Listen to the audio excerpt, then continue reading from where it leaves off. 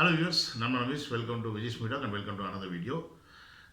நம்ம சினிமா இண்டஸ்ட்ரியில் எப்பயாவது ஒரு டைம் தான் அத்திப்பூத்த மாதிரி ஒரு முயற்சி படமாக வெளியில் வரும். ஸோ அந்த மாதிரி ஒரு முயற்சியை பண்ணுறதுக்கு கண்டிப்பாக டைரக்டர்ஸ்க்கு எண்ணம் இருந்தாலும் அதை செயல்படுத்துறதுக்கு ப்ரொடியூசர் தேவைப்படுவாங்க. அந்த ப்ரொடியூசர் கிடைக்கலன்னா அந்த முயற்சி கடைசியில் நடக்காமே போயிடும். ஸோ அப்படி நம்ம சின்ன வயசுலேருந்து எனக்கு தெரிஞ்சு ரொம்ப பெரிது அளவில் எக்ஸ்பெக்ட் பண்ண ஒரு படம் பார்த்திங்கன்னா மருதநாயகம்.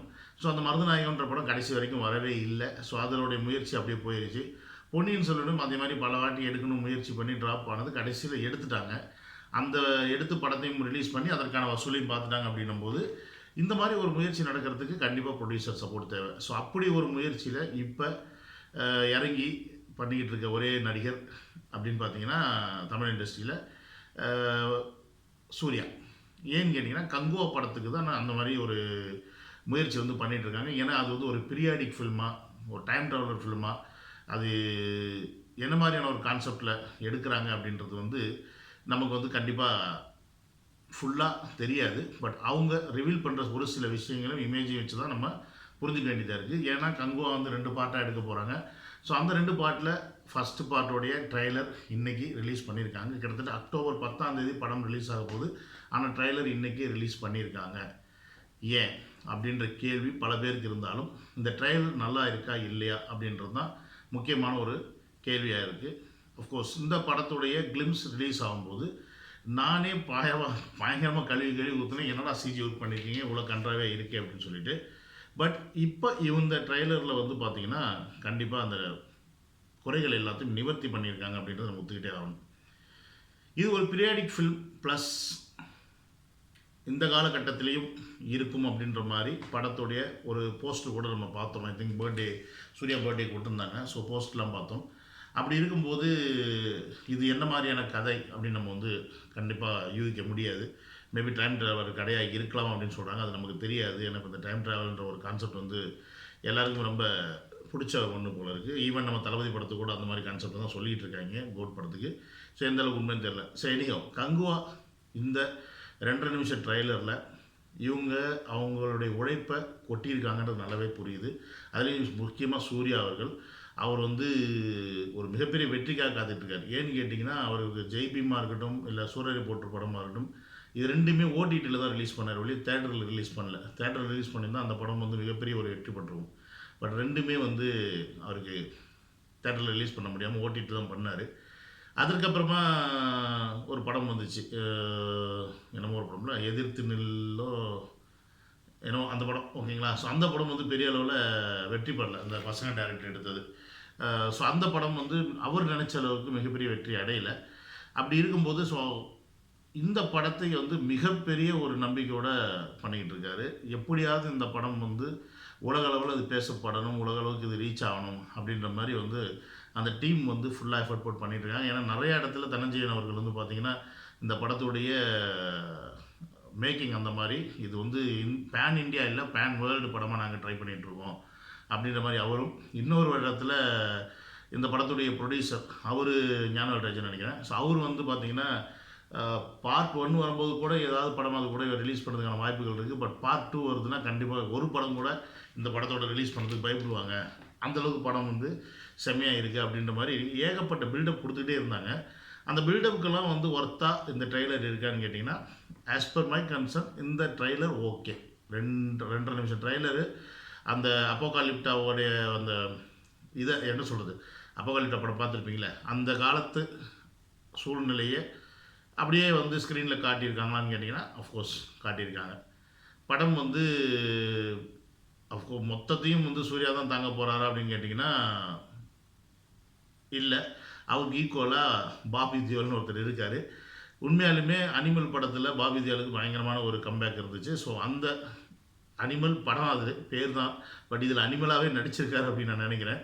ஏன்னா அவர் இருக்க இடம் எல்லாமே பார்த்திங்கன்னா ரத்தமாக இருக்குது.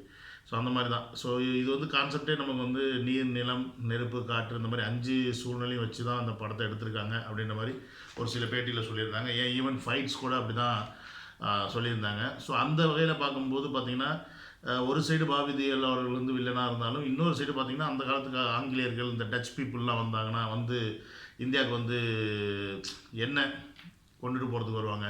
அஃப்கோர்ஸ் இங்கே இருக்க வளங்கள் தான். ஸோ அதை வந்து கொண்டு போகிறதுக்கு அந்த மாதிரி ஒரு கூட்டமும் வருது. ஸோ இது எதை எதிர்த்து இவர் வந்து சண்டை போட போகிறாரு?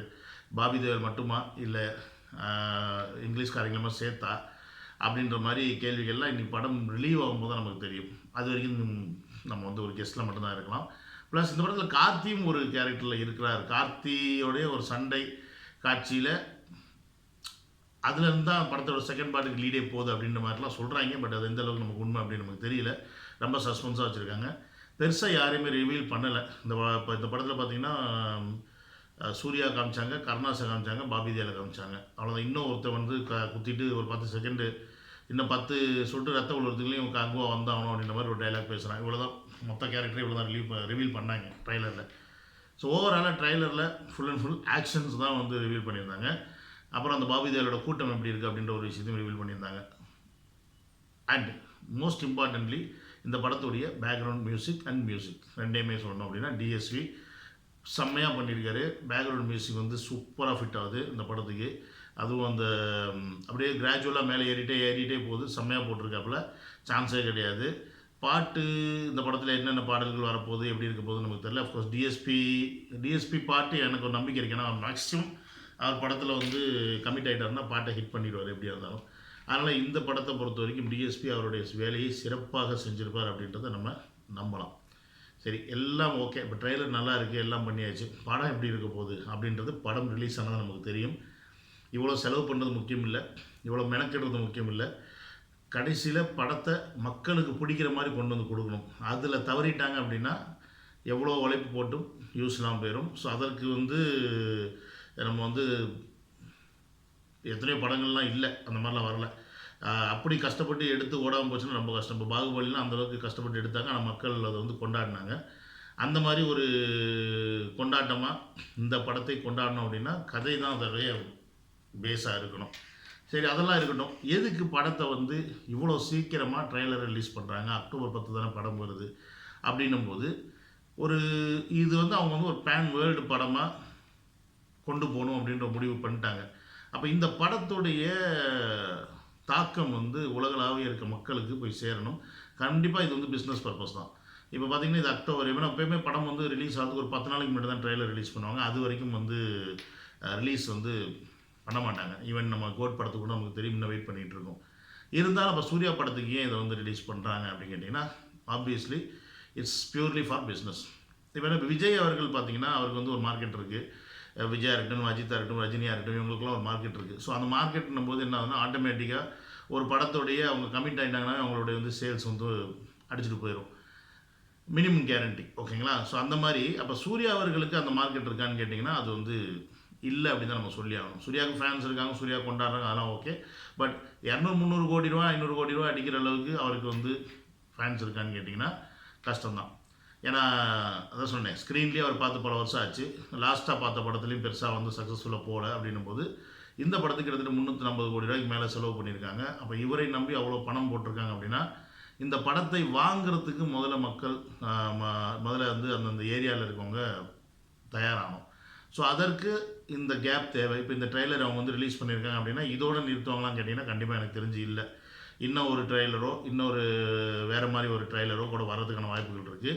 ஸோ இந்த ட்ரெய்லர் இப்போ எல்லாருனாலையும் பாராட்டப்படுது அப்படின்னும் போது இது வந்து அவங்களுடைய படத்துடைய அடுத்த ப்ரொமோஷனுக்கு வந்து ரொம்ப ஹெல்ப்ஃபுல்லாக இருக்கும். இந்த ட்ரெய்லர் அவங்க விட்டு பார்த்ததும் இதில் ஏதாவது லேக் சொல்கிறாங்களா, கிராஃபிக்ஸ் சரியில்லைன்னு சொல்கிறாங்களா, அதுவா இதுவான்னு சொல்லிவிட்டு ஏதாவது இருந்துச்சுன்னா அதை சரி பண்ணுறதுக்கும் அவங்களுக்கு வந்து டைம் தேவைப்படும். அந்த 2 மாத டயத்துக்குள்ளே அதை வந்து பண்ணுவாங்க. ஸோ இதெல்லாம் தான் கால்குலேட் பண்ணி கண்டிப்பாக எனக்கு தெரிஞ்சு அவங்க வந்து இந்த ட்ரெய்லரை விட்டுருக்கணும். ஏன்னா இது இப்போ ஆகஸ்ட் மாதம், செப்டம்பர், அக்டோபர் எடுத்துகிட்டு 60 நாள் இருக்குது, 2 மாதம் இருக்குது முழுசாக. ஸோ 2 மாத டைமில் வந்து நிறைய வேலைகள் அவங்க செய்ய முடியும், நிறையா பிஸ்னஸ் பண்ண முடியும், நிறையா ஏரியாக்களுக்கு போக முடியும். இதெல்லாம் சேர்ந்து தான் இந்த ட்ரெய்லர் ரிலீஸ் ஆனதுக்கான ஒரு காரணமாக நான் பார்க்குறேன். அஃப்கோர்ஸ் நம்ம முன்னாடி 2 டேஸில் நம்மளுடைய தளபதி கோட் படமும் வந்து ட்ரெய்லர் வரப்போகுது. ஸோ ட்ரெய்லர் வந்ததுக்கப்புறமா அந்த ட்ரெய்லரை பற்றி பேசுவோம். எப்படி பண்ணியிருக்காங்கன்னு தெரியல. ஓவராலாக ஓகே. கங்குவா டீமுக்கு வாழ்த்துக்கள். வேறு என்ன சொல்கிறது. See you on another video. Love you all. Take care. Bye bye.